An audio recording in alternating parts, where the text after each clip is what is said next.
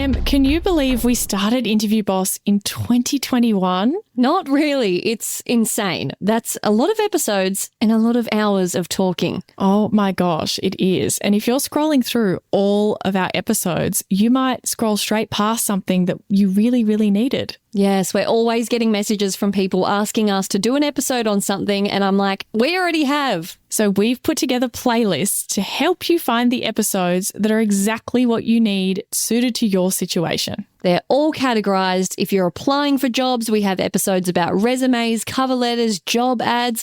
If you've been offered your dream job, we have episodes on resigning, exit interviews, and how to impress at your new company. And we even have a very special playlist that's very popular for if you have an interview coming up immediately and you need just our most recommended hard-hitting episodes between now and then. For all our last-minute listeners. It's all there for you. You can browse by category and check out all the playlists at interviewboss.com.au/podcast. Can I do this job? Oh, could I do that? Could I do that?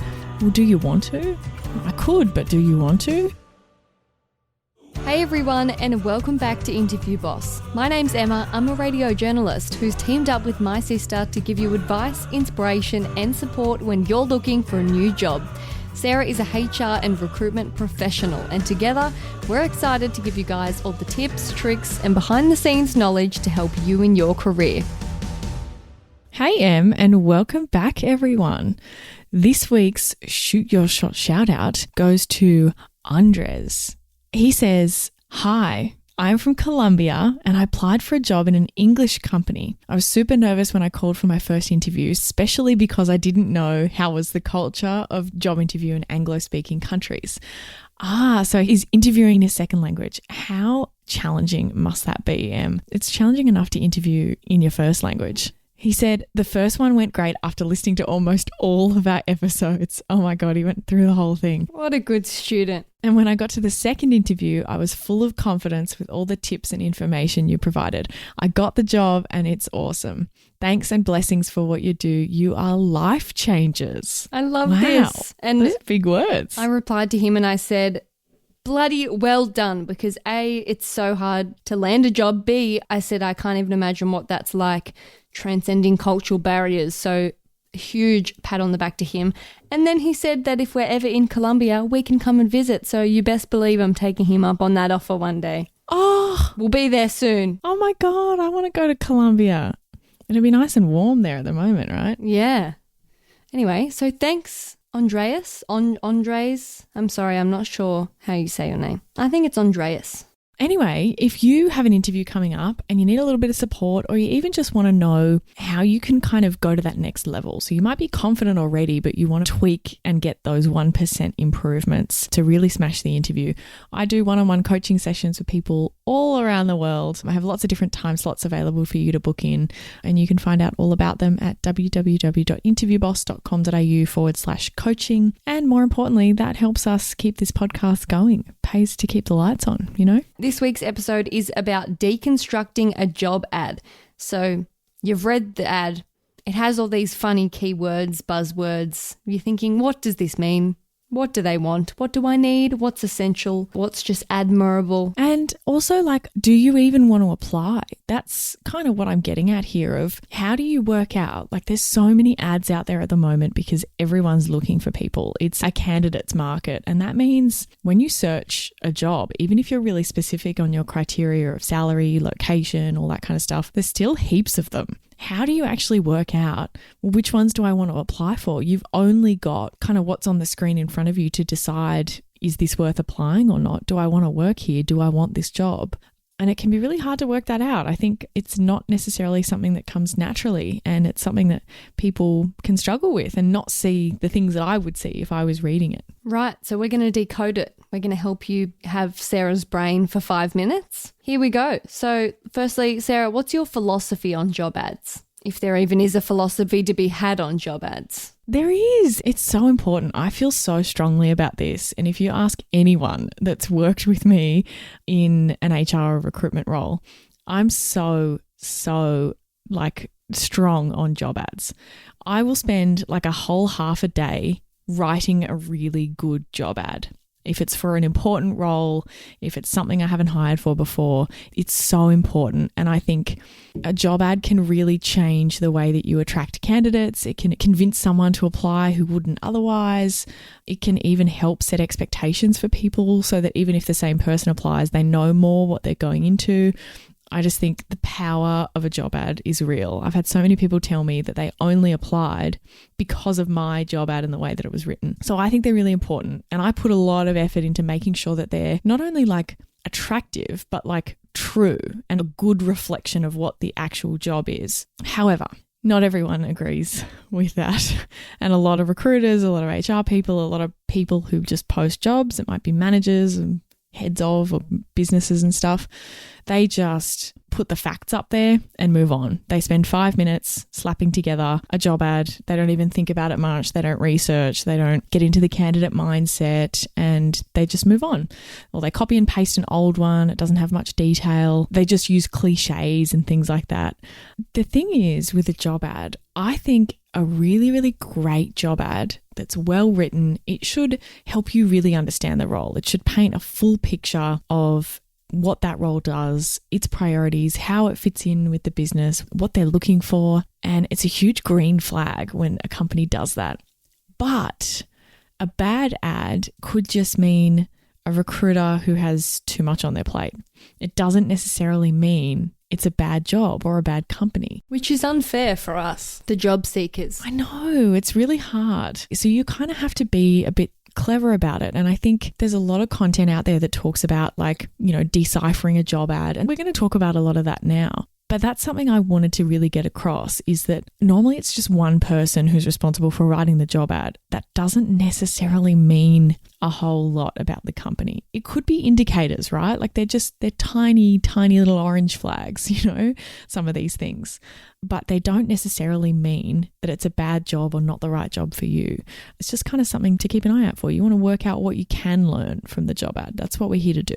Right. So like you said, you first have to start by knowing yourself and what environments you thrive in. So that's step number one. Work that out. What's yours? Where do you know you're unlikely to thrive? What about you, Em? For me, anywhere they say hit the ground running, no, immediately no, I'm not there. You don't like hitting the ground running? I like pressure, Hitting the ground walking? Yeah, that's not to say I don't like a busy environment because my job in the newsroom is crazy and I work to hour deadlines and I enjoy that. Just if they say hit the ground running, it just gives me red flags. It sounds like they're going to throw you in the deep end and not throw you a life vest. So for me, that's where I'm not going to thrive.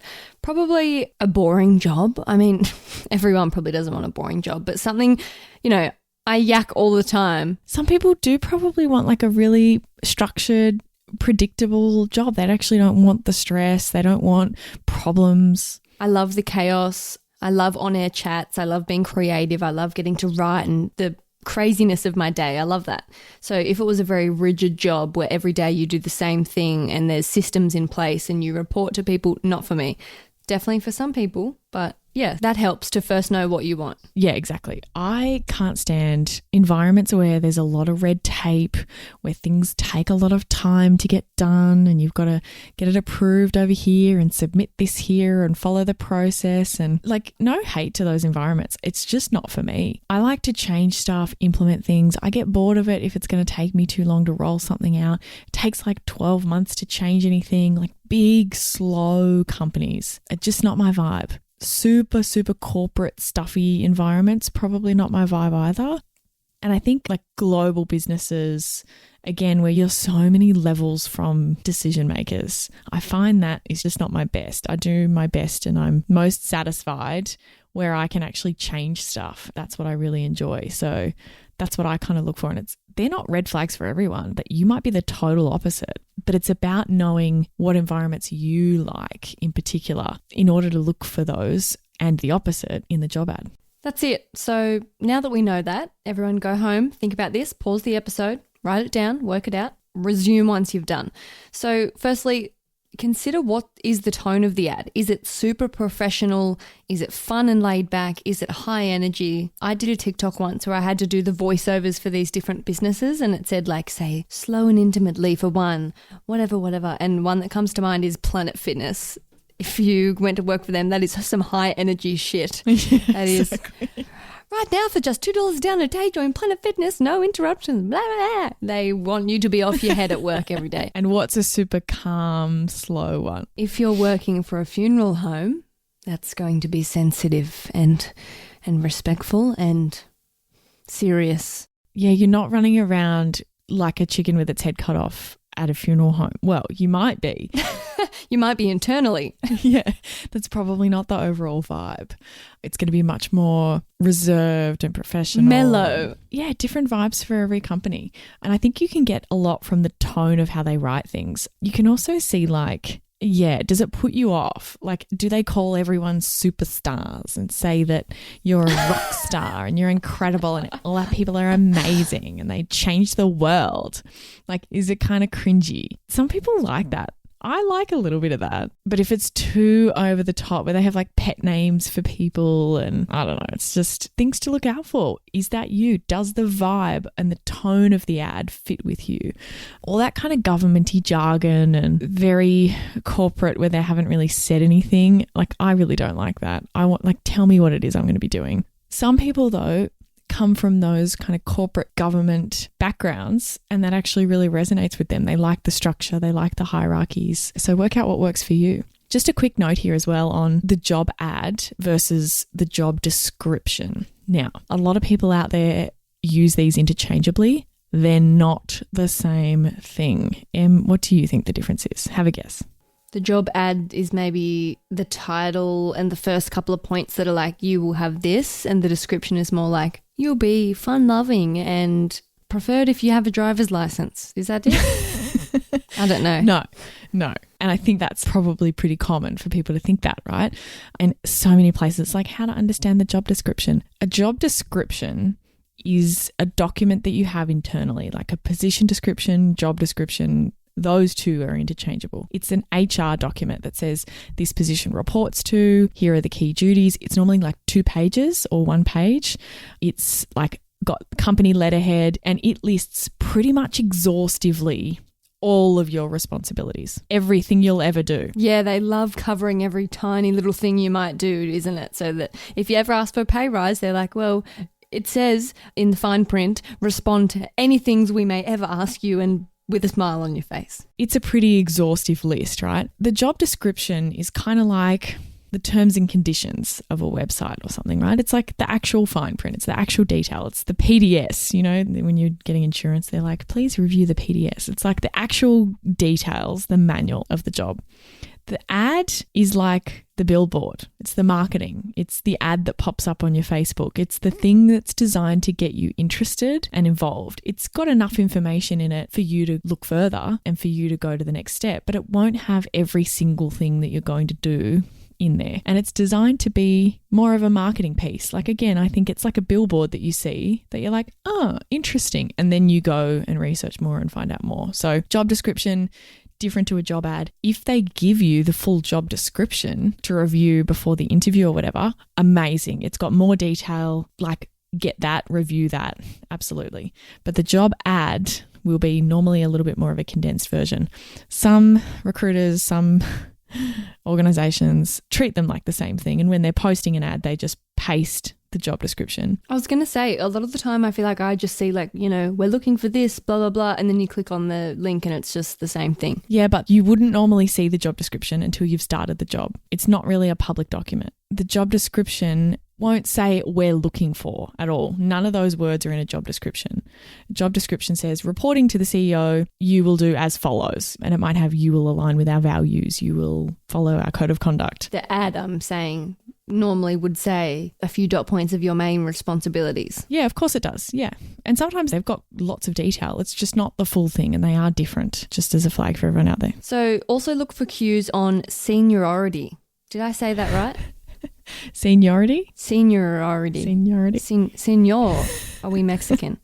So you want to suss out the reporting line, the job title, the words that indicate how much responsibility you'll have. Coordinate versus manage. That's a good one. Coordinate sort of means like the person that runs around and does all the work, and the manager goes, nope, don't like that. Well, it's the level of responsibility you have. Normally, if you're coordinating something, someone else is in charge of it and you're just helping bring it together. You're dealing with the details. If you're managing something, you are in control of it end to end.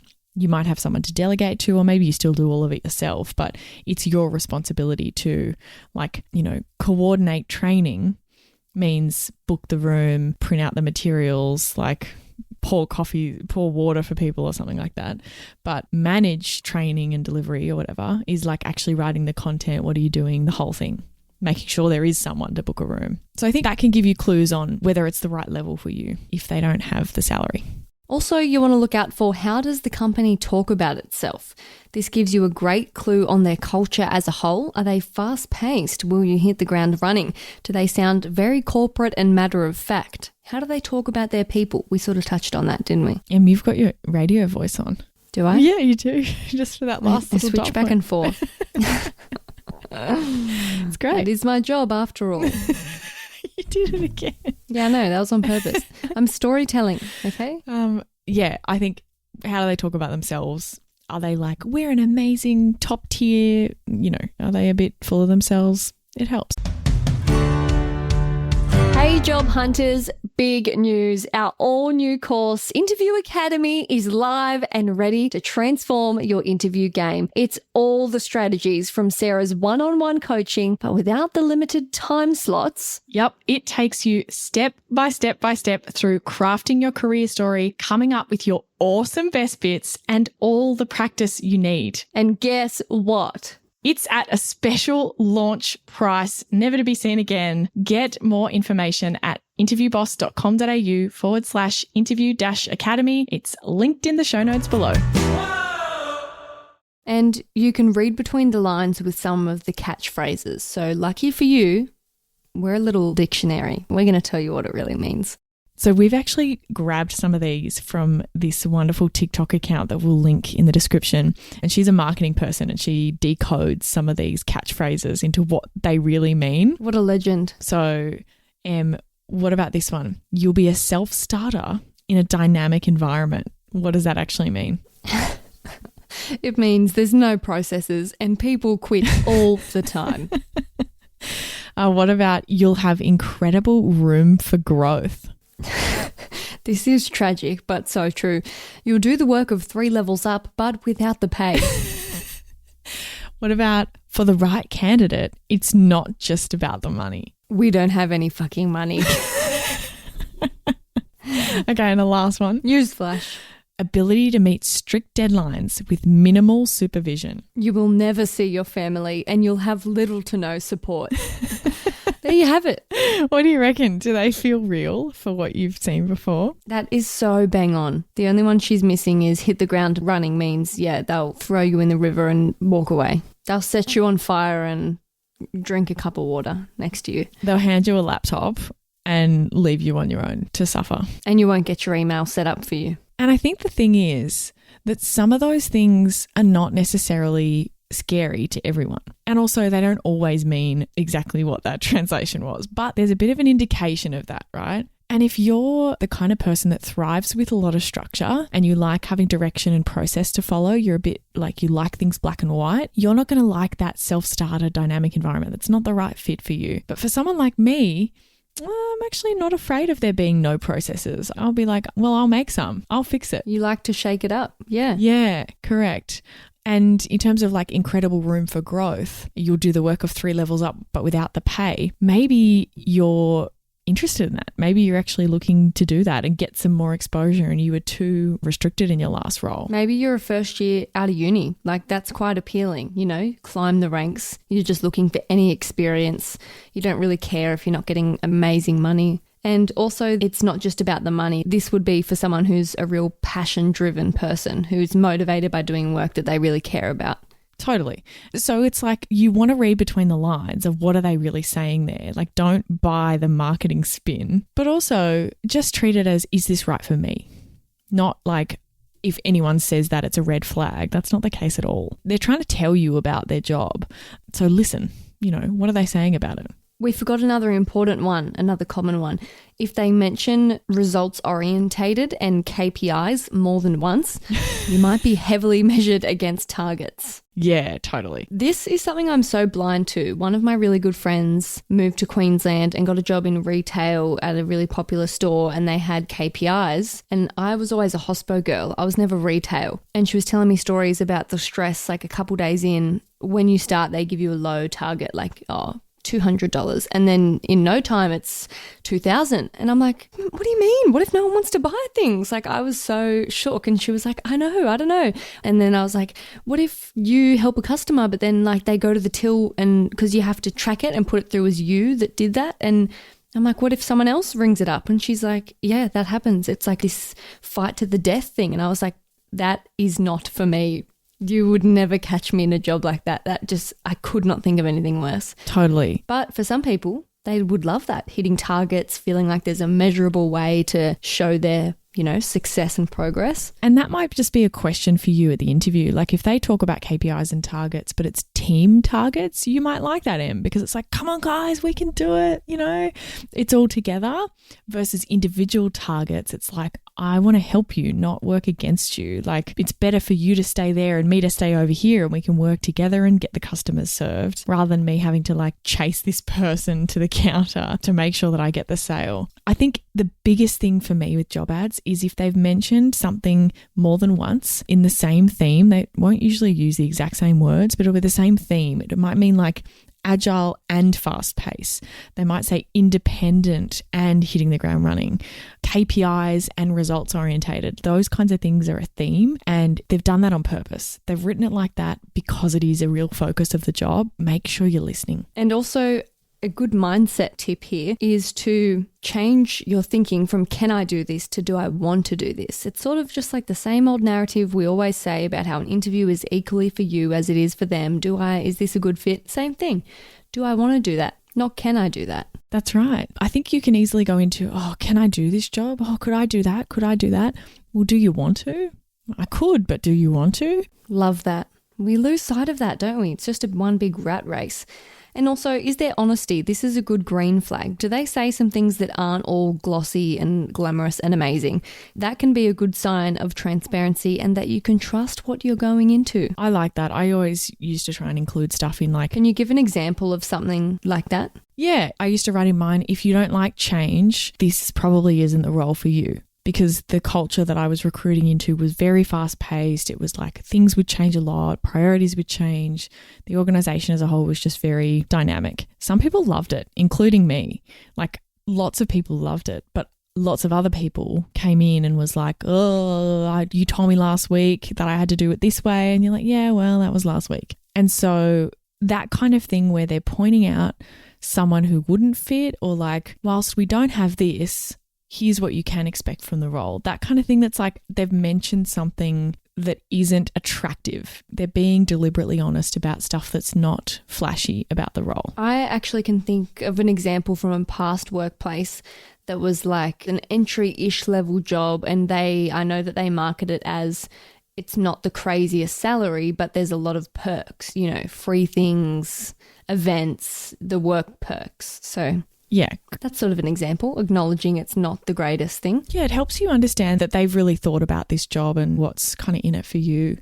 There's also like a big message to kind of get from the job ad where a lot of times they're focused on finding someone who's literally come out of the exact same job at the exact same industry. And sometimes companies are looking for someone who's literally done the same thing 5 times before. But on the other end of the spectrum, sometimes you'll get a flavor of they're looking for someone stepping up. They're looking for someone who has had a different background. And you might get that in like what's required for the role. You might get that from, you'll be someone who's just starting their career. It might say you will have delivered this in a similar industry. You can get the vibe for that. And I think that can be really helpful to match.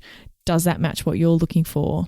If you're stepping up, but they want someone who's done it 3 times already, you're less likely to be a top candidate for that role.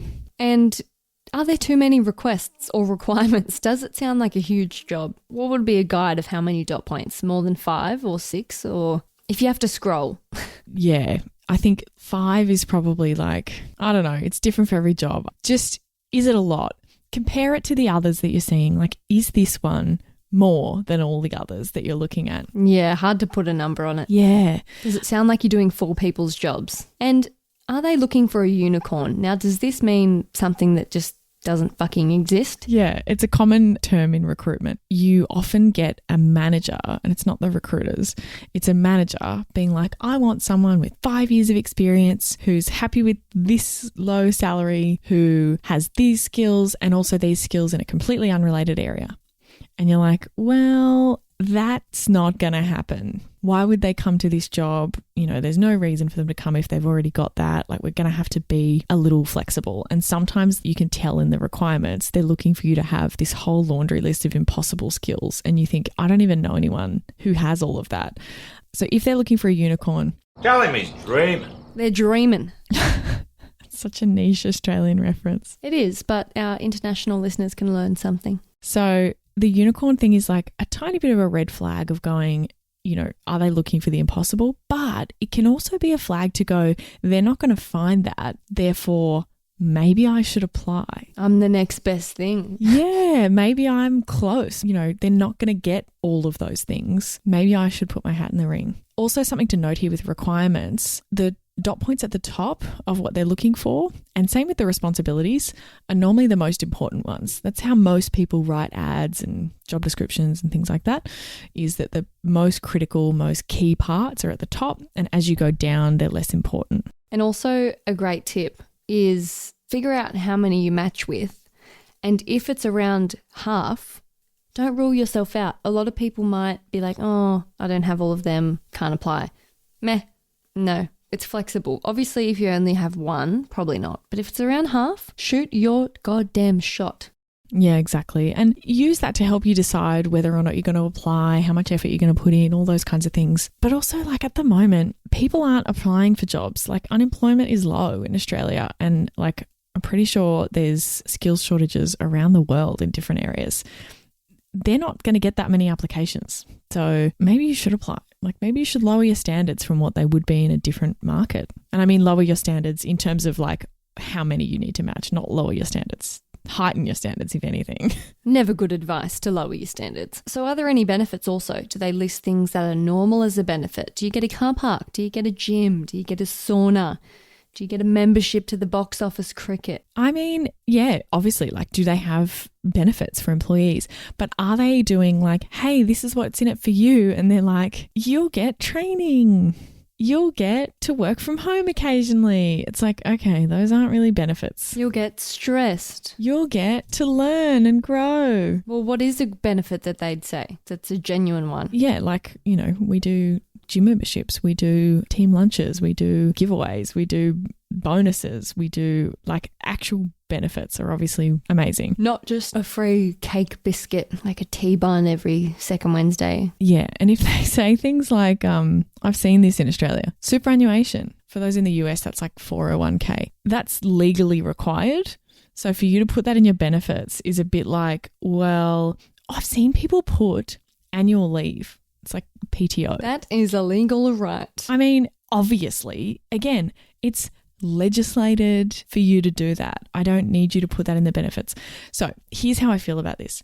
A lot of ads don't even have a benefits section. So at least they've tried to put some stuff in there. You know, like they can't control whether they do free car parks or lunch on Tuesdays or whatever. They've tried to put some things in there about what's in it for you. That's a good sign, okay? Use that information as you will. A lot of companies don't even include like what's in it for you. They just go, here's what we want you to do, and then here's how to apply. There's no like understanding of why someone would want the job. Excellent. In terms of the application instructions and the process of how to apply, make sure you understand it, but also what can you learn about the company from their instructions? For example, Sarah won't apply for jobs with selection criteria. Controversial. Tell me about this. I hate selection criteria. What even is that? Where you have to reply, like write your resume and cover letter under headings, specifically answering a question. You have to say how do you meet the criteria? Being like able to prioritize and organize things. And you have to like write a paragraph about that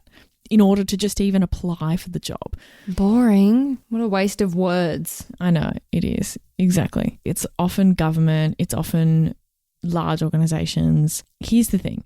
I don't think it's a red flag for other people out there, but for me, I know that I will not enjoy working anywhere that has decided to require selection criteria. It's an indicator of the kind of environment that I'm going to hate, because nothing about selection criteria is modern candidate experience, modern ways of recruiting for jobs. Like, it's so old school HR, and I'm going to have to work in HR. So they're in the dark ages. Pretty traditional, and that's not going to work for me. Prehistoric. Yeah. Listen to the difference in our language. I'm like fossil, prehistoric, and you're like a little outdated, not so progressive. Well, government departments, like if you wanted to work in like national security or like something that was actually really interesting and cutting edge, you would have to do selection criteria. You know what I mean? So like for those jobs, it's not a red flag at all. It's just what you have to do. But for me, it means that my job will include doing that and like creating selection criteria and reviewing it. Exactly. Yeah. We're going to abruptly end this episode because it's been long and I've had enough. But that was pretty great. Yeah. Very last note, save the job ad. A lot of people forget to do this and then they get invited for an interview and then they don't have the job ad anymore because it's been taken down because they've progressed to interview stage. So screenshot it. Save it, not just like saving the link. Exactly. Screenshot it, print it. Oh, print. Nobody prints, Sarah. That's ridiculous. No, I don't mean print. I mean like print screen, like print to PDF. Right. Well, that was very misleading. You sounded like a dinosaur. Anyway, we'll be back in your ears next week. I don't print anything. See ya. Thanks so much for listening to Interview Boss. If you like hearing the sound of our voices, hit that subscribe button in Apple or follow on Spotify, leave us a rating or review, or better yet, tell someone about the show. That's how we hit the charts and we can help even more people land their dream jobs. For more advice, inspiration, and a supportive community, check us out on Instagram at Interview Boss.